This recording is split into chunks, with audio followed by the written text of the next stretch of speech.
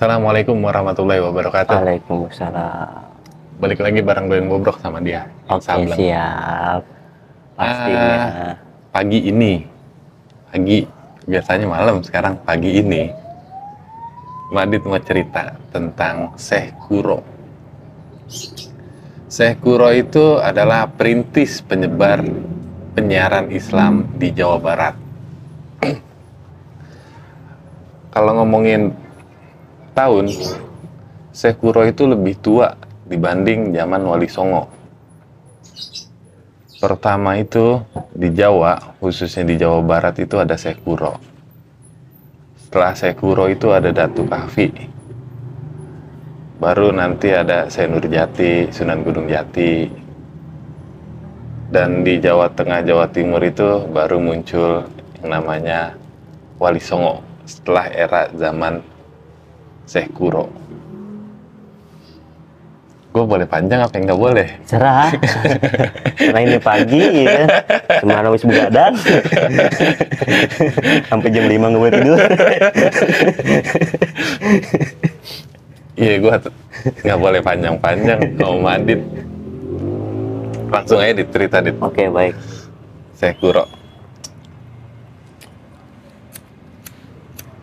Saya bakar rokok dulu, Mat.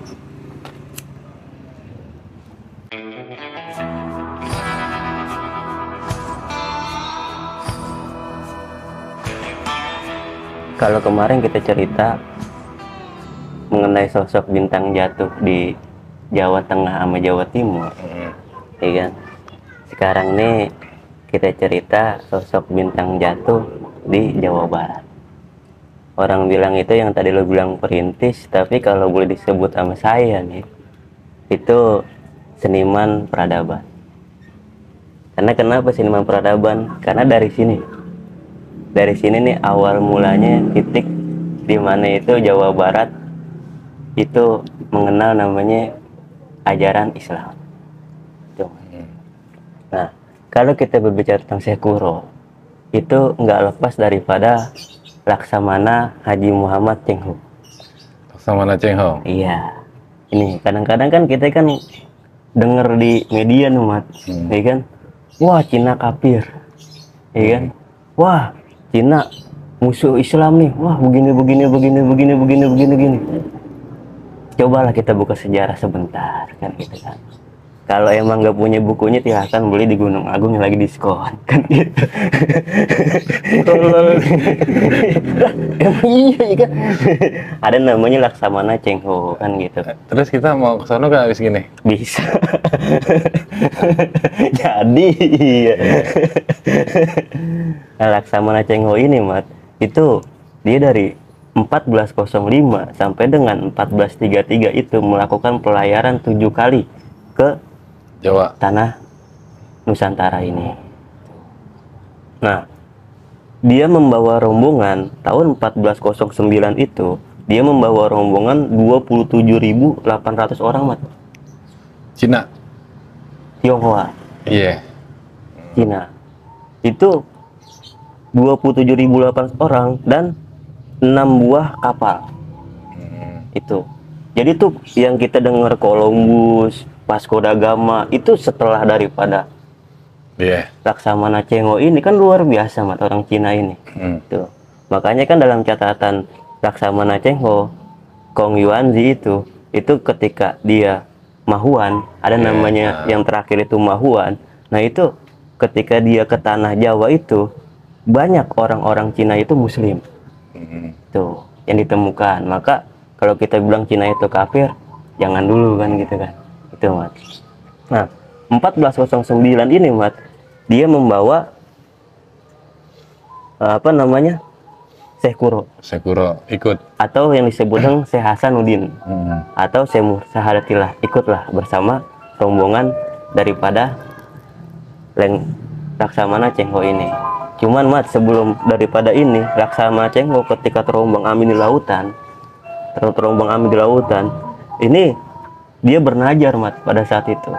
Kalau misalkan awak saya selamat, itu saya akan bikin masjid di tempatnya Syekh Hasan, Syekh Kuro. Masjidnya di mana? Di kota Kian. masjidnya apa? Yansin gitu. Nah, balik lagi kemari, Syekh Kuro ini pertama kali mendarat di Sunda Kelapa, Mas. Ancol. Ya kan? Ancol itu terus kemana? Ke Cakung. Cakung. Nah, Cakung ini nih, Mas, ternyata kalau kita telusuri lebih jauh, di Cakung itu ada kakaknya, makam kakaknya Syekh Kuro. Cakung. Namanya? Nyai Hayati. Nyai Hayati. Tuh. Nah, kita kan selama ini kan nggak tahu kan gitu. Nah, Cakung itu, Mat, artinya itu kan Nyai Hayati ini dia menikah dengan Laksamana Sampo Loeking kan gitu kan. Nah, ini dia punya bela diri namanya Cakung. Nah, diberi tempat namanya Cakung. Cakung itu artinya apa? Segala daya dan upaya. Cakung. Pinter ya. Cuman kalau pagi Kang Roti banyak banget. Dia tukang bakso. Bakso malam. Iya. Berhenti naik. Bayarnya habis bulan.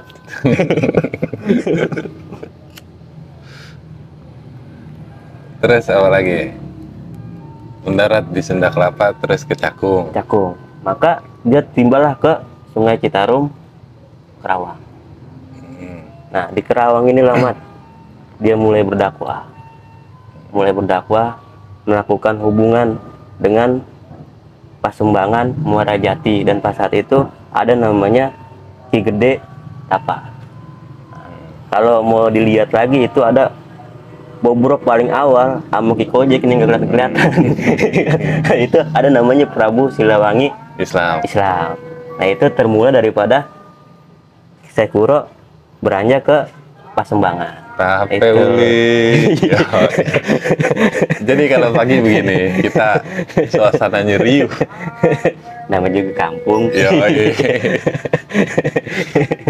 Nah, balik lagi Mas seperti itu. Nah, Syekh Kuro ini ketika dia berdakwah itu terkenal dengan senimannya apa, Mas? Dia dengan baca Quran. Dia dengan ibarat kata mengaji. Ya ibarat kata kultur masyarakat di situ. Iya, karena waktu itu orang suka nyanyi. Itu.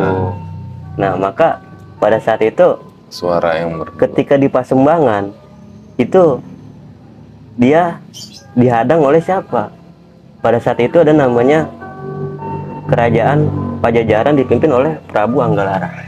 Kan gitu. Prabu Anggalarang ini kalau boleh disebut adalah Prabu Dewa Niskala Wastu Kencana kan gitu kan. Kalau kita runut ke atas lagi dia punya ayah namanya Prabu Linggabuana kan gitu kan. Kita bawa lagi dia kenapa dia ibarat kata dia tinggal naik takhta kan gitu kan di saat 9 tahun mongketnya perang bubat. Nah, pada saat itu naiklah adiknya daripada Prabu Linggabuana namanya Buniswara kan gitu. Nah, disinilah Prabu Anggalarang ini mengirim utusan kepada Syekh Kuro pada saat itu. Maka Syekh Kuro pada saat itu dengan indahnya dibilang begini, kalau begitu ya sudah, dia mengalah. Ditegur berarti? Ditegur karena dakwah kan gitu kan. Karena pada saat itu kan kebanyakan daripada rakyat Sunda Kelapa Pajajaran itu kan Kawali, Mat. Kawali itu dari Cirebon, Sunda Kelapa, itu Istana Kawali namanya kan dulu pada saat itu.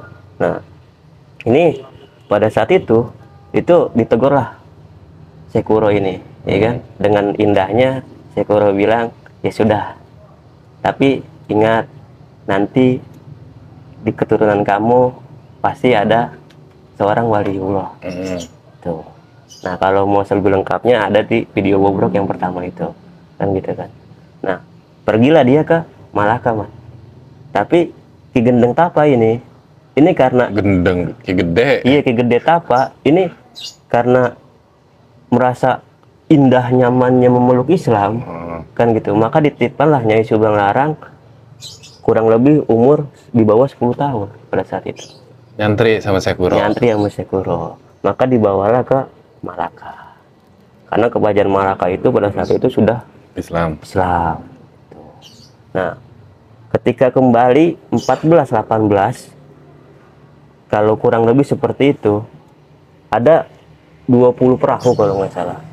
Itu tiba ke Kerawang kan gitu dan membawa pada Nyai Subang Larang kan gitu kan. Nah, disitulah maka diadakanlah Pondok pondok pesantren. pesantren di sana. Kalau kita lihat di Pulau Bata itu kan masjid paling tertua. Tuh, Masjid Agung Karawang. Masjid Agung Karawang. Nah, disitulah 1418 itu tibalah Syekh Kuro mengamalkan dengan indahnya, dengan santainya seniman peradaban yang kita lihat sampai sekarang masih ada di Karawang, kan gitu, Mas. Jadi periode pertama penyiaran Islam itu Syekh Kuro ditolak Ditolak oleh sama Prabu Anggalara, Sunda, Raja tuh, Sunda. Raja Sunda.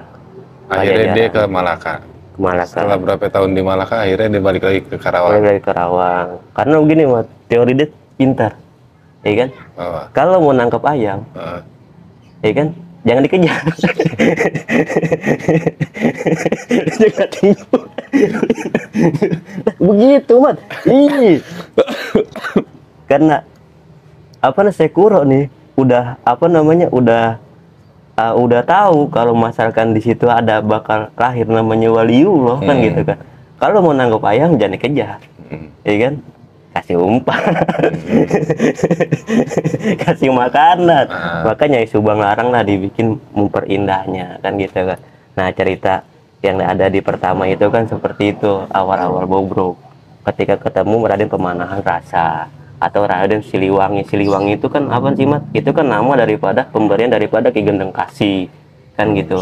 Nah, Siliwangi ini ibarat kata itu ikan yang wangi lah, ibarat kata itu juru ikan. Nah, nanti ketika menikah tahun 1422 dengan Nyai Subang Larang, melahirkanlah namanya Walang Sungsang. Walang Sungsang ini awalnya itu namanya bukan Walang Sungsang, tapi namanya Hayang Saraka, udang yang perkasa, seperti itu.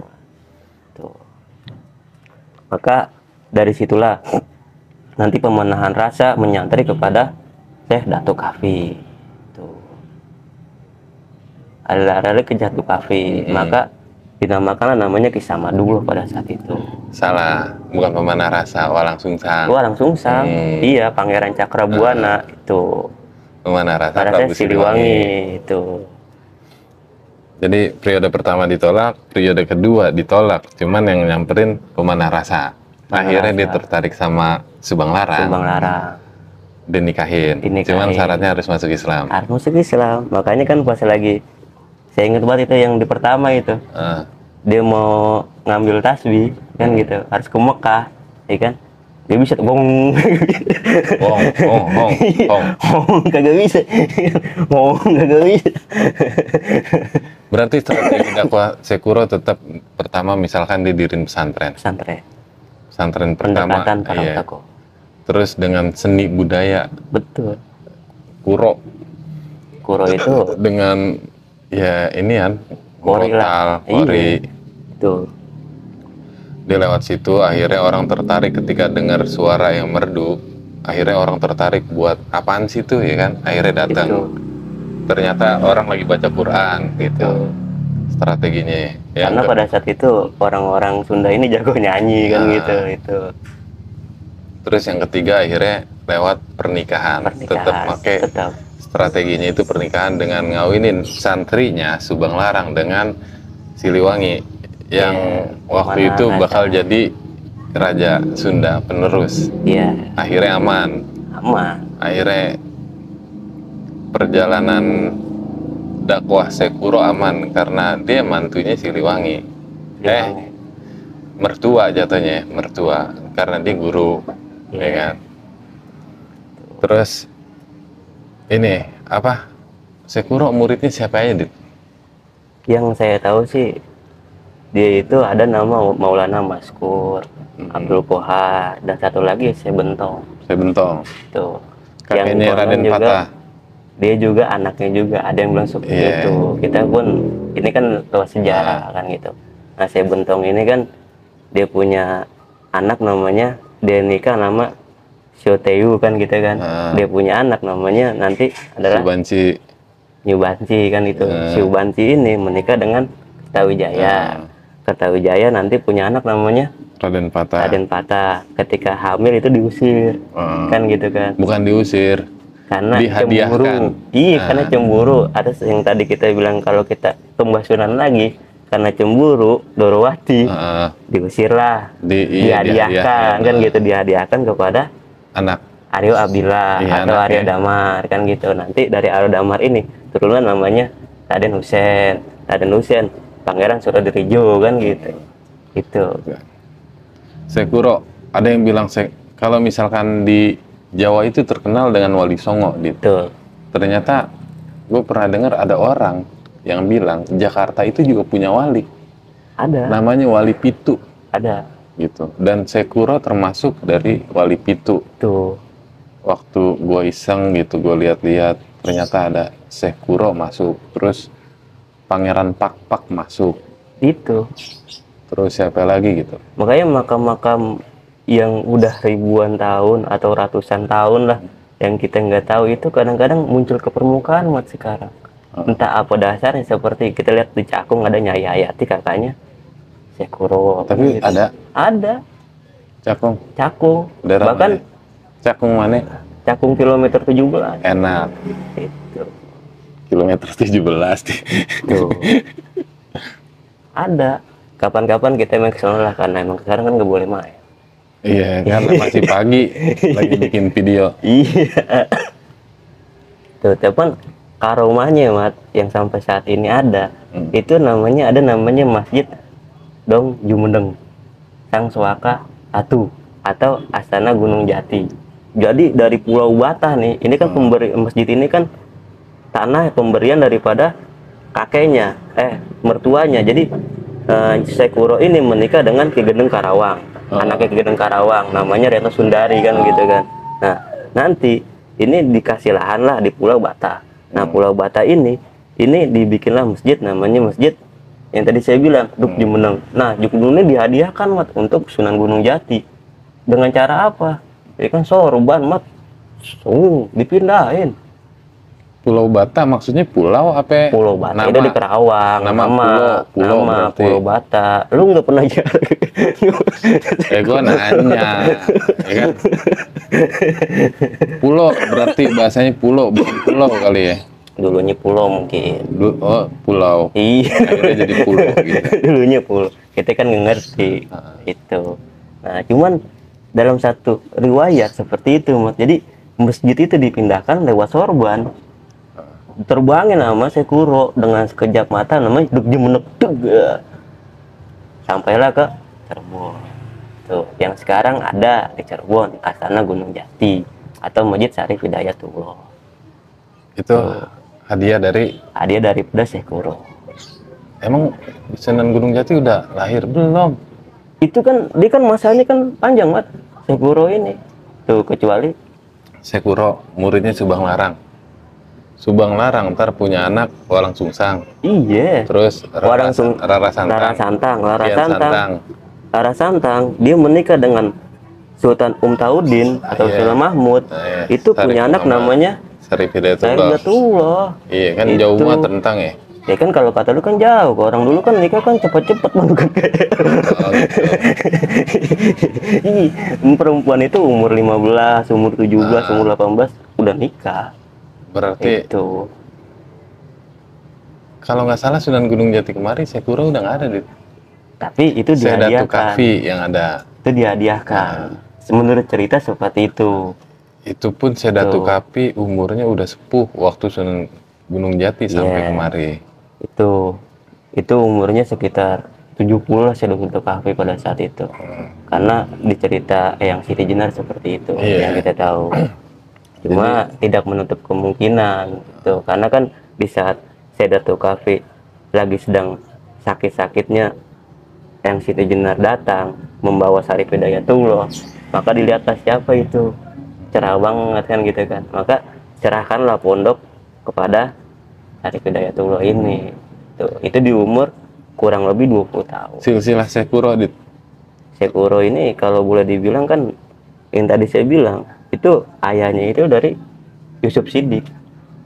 Yusuf Siddiq ke Jamaluddin Kubro. Ternyata tetap Syekh Jamaluddin Kubro itu perintis paling awal. Iya, leluhurnya para wali, bapaknya para wali. Maka nanti ada di antara anaknya yang sebelum daripada abad ke-14 ini namanya Maulana Malik Gresik Ibrahim. Tuh, atau malam hari kufur kan gitu kan. Tuh, nanti kita akan bahas apa-apa. Iya. Jadi Tuh. tetap wali yang di sini hampir rata penyebar Islam ya, penyebar Islam. Zaman-zaman 1400-an itu masih keturunan Syekh Jamaluddin Kubro. Tuh, Jumadil Kubro, Iya. iya kan? itu Kalau di Jawa Timur itu ada Ibrahim Samarkan, terus akhirnya Sunan Ampel. Di Tanah Sunda berarti Syekh Kuro. Syekh Kuro. Ntar dengan anaknya ada yang bilang saya Bentong, ya kan? Saya Bentong kan ketika 8 orang ini kan itu kan dipanggil oleh Sunan Ampel untuk ke Lasem, kan gitu. Nah, ketika sudah berakhir tugasnya digantikan oleh anaknya, kan gitu, Raden Patah. Raden Patah ini di Lasem dijadikan Adipati Bintara, kan gitu. Raden Bintara. Oh, berarti strategi dakwah dia juga sama kayak Sunan Ampel, Syekh Kuro, dengan nyebarin anak muridnya ke daerah-daerah. Ya kan, misalkan yang ini ke daerah situ, yang ini ke daerah situ, tetap metodenya kayak gitu ya. Cuma ya, Ngirim mubalik. satu yang kita bilang jasa yang paling awal daripada Syekh Kuro itu ya Laksamana Cengho. Itu yang saya bikin yang keren. Orang yang berjasa. Orang yang paling berjasa di antara semua kapal, Mat, yang paling besar itu Columbus mah kecil, Mat, kapalnya. Iya, kan lemah dia. Iya, cuman Laksamana Cengho doang gitu. Makanya kalau orang bilang wah Cina itu kafir, wah begini, coba buka sejarah sedikit kan gitu. Jangan kita ngapir-ngapin orang, jangan kita jelek-jelekin orang, jangan kita benci-benci orang gitu. Cina yang zaman dulu sama sekarang beda. Iya, soalnya yang zaman dulu udah pada meninggal, yang sekarang belum. Iya kan, orang-orangnya. Iya. Cuman kan kebudayaan itu kan akan terus ada, Mat, ketika orang itu melestarikan. Ya ada. Lu emang bahasa mana lu? Bahasanya siang-siang malengseng. Itu. Gak tahu deh. Terus apa lagi, Dit? Syekh Kuro. Iya. Selain dia ahli mengaji suara yang merdu, apalagi yang terkenal dari Syekh Kuro? Yang terkenal dari Syekh Kuro ya itu menciptakan, pokoknya dia ahli dalam apapun. Oh gitu. Tuh. Ya ilmu niti kalau orang bilang bisa mindahin dalam sekejap, kayak kemarin Rusia perang sama Ukraina ya kan, pabriknya senjata Rusia dipindah dalam sekejap, itu Syekh Kuro udah ngakuin itu seperti itu. Iya. Katanya kan gitu. Orang udah main dengan pikiran gitu. Tuh. Itu. Mati boy, nggak ada korek boy. Lempar korek dong boy. Soalnya pagi boy. Jadi emang begini rame. Yoi. Motor, Tukang dagang. emak-emak gosip. Iya. Suara masak di dapur. Iya. Ini kehidupan. Iya. Makanya bangunlah pagi. Tapi lu kan tidur. Gara-gara kagak boleh bangun, kagak boleh tidur sampai jam 5, lu nggak tidur buat tendang.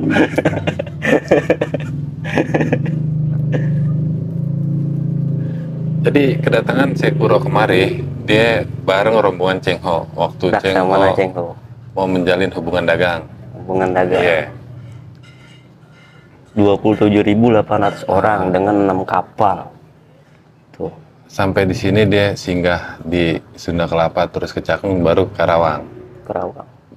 Mulai dakwah pada saat itu. Ditentang sama Prabu Anggalarang, akhirnya Ketika cabut. dia ke Pasembangan Muara Jati ditantanglah oleh Prabu Anggalarang. Iya, akhirnya cabut ke Malaka. Malaka. Setelah beberapa lama di Malaka, akhirnya Syekh Kuro balik lagi ke Karawang. Mulai lagi ngerintis, diriin pondok pesantren dengan maskotnya itu, Nyi Subang Larang. Umpang. Iya, perempuan paling cantik katanya waktu itu. Katanya. Dengan suara merdu. Dengan suara merdu. Yang akhirnya bikin Prabu Siliwangi jatuh hati. Iya. Anjay. Itu juga saingannya Awak Marunggul, Mat. Iya. Itu. Yang dalam cerita seperti itu. Awak Marunggul juga itu kan putra mahkota juga. Saingan berdua itu. Tapi tetap aja Prabu Siliwangi. Akhirnya dakwah Sekuro itu lancar ketika Nyi Subang Larang nikah dengan Prabu Siliwangi, dan waktu itu dibilang Prabu Siliwangi masuk Islam. Masuk Islam, benar. Karena syarat nikah yang dikasih sama Sekuro harus Islam. Kalau mau nikahin muridnya. Tuh. Ya kan? Strategi dakwah pada saat itu seperti itu. Dan anak-anaknya harus Islam. Syaratnya itu. Maka ketika Nyai Subang Larang ini meninggal di umur 40 tahun, itu kan Prabu Siliwangi kan sempat gila dan berubah keyakinan lagi ke keyakinan lamanya. Nah pada saat itulah Hayang Saraka dirubahlah namanya Walang Sungkang karena keinginannya untuk mencari tahu agama Islam. Di situ. Terus perjuangan Sekuro diterusin sama Sedatu Kafi. Sedatu Kafi di Giriang Paranyati. Ya murid pertamanya itu ya Siti Jenar, Ki Ageng Pasembangan, kan gitu, dan banyak lainnya. Iya. Dan Sekuro sama Sedatu Kapi ternyata masih saudara. Masih saudara. Sepupuan dia. Sepupuan. Dan metode Sedatu Kapi juga tetap sama, diriin pesantren. Diriin pesantren. Tuh. Karena ya emang minimnya inian data tentang Sekuro. Cerita Sekuro ya cuman segitu doang. Kalau kita cari Sekuro, ya emang segitu doang datanya. Segitu doang. Cuma di makamnya ini, Mat, itu terkenal dengan burung kuntulnya. Burung kuntul yang putih. Nah itu satu waktu ada seorang ziarah dengan niat jahat untuk mengambil burung kuntul mau dijual kali ya. Naik, Mat. Teng, habis naik nih, mati. Kenapa mati? Nggak tahu, tanya yang mati. Nyawanya dicabut sama malaikat Israel. Makanya dia mati, gitu. Pinter kamu. Yo. Jadi kalau ada pertanyaan kenapa mati? Karena nyawanya dicabut. Bagus. Iya. Selama nyawanya nggak dicabut, dia nggak bakal mati. Ngerti? Kamu. Udah ngerti? Pinter kamu. Berarti nggak usah nanya orang mati sekarang? Nggak usah.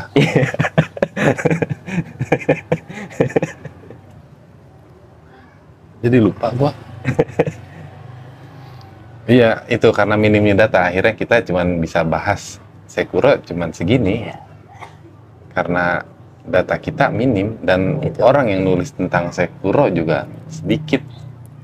Cerita tentang Sekuro sedikit.